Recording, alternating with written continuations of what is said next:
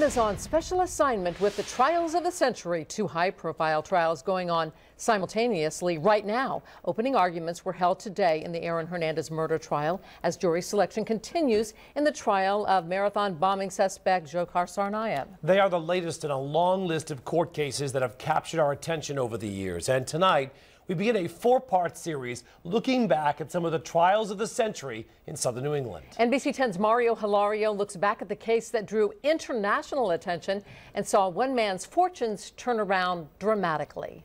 He walked calmly into the courtroom and took his seat with his attorney. It was January 1982. One of the most infamous trials of the century got underway in Newport. The sophisticated aristocrat charged with the attempted murder of his socialite heiress wife. Of course, we're talking about Klaus von Bülow, accused of trying to kill Sonny von Bülow by injecting her with massive doses of insulin. The trial was so closely watched and garnered so much interest when the verdict came down 2 months later, it was carried live on television. We interrupt this program to bring you a Newswatch 10 special report, the Klaus von Bülow trial. And while the guilty verdict at 11:15 in the morning, March 15th, 1982, would draw gasps in the courtroom, when the words were read, Klaus von Bülow himself remained stoic. The jury finds the defendant, Klaus von Bülow, guilty. But the end of this trial would be just the beginning of the saga. Von Bülow's appeal, prepared by Harvard law professor Alan Dershowitz and a team of his students, would spawn the Hollywood movie Reversal of Fortune. And just as the title suggested, von Bülow's fate would do a 180.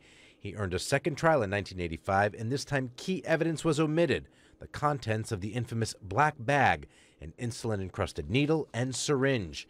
Von Bülow's initial conviction was overturned because police did not have a proper search warrant. The second time around, a much different reaction from von Bülow's stoic stare when the not guilty verdict was read. Crime of assault, intention murder. How do you find guilty or not guilty? Not guilty. In an exclusive NBC 10 interview after his acquittal, von Bülow maintained his innocence. What did happen to Sonny von Bülow, your wife? I don't know. I know that I'm totally convinced by the medical picture. I know I didn't do anything.